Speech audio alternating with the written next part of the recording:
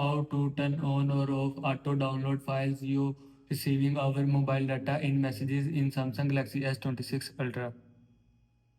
First of all, open Messages app, click on your profile, scroll down, click on Messages settings, click on RCS chats, scroll down. Now here you will see auto download files you receive our mobile data.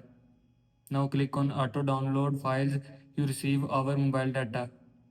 Now here you will see default disable 2.0 megabyte, 5.0 megabyte, 10 megabyte, 25 megabyte, 50 megabyte. And if you want to turn off auto download files you receive our mobile data in messages, then click on disable.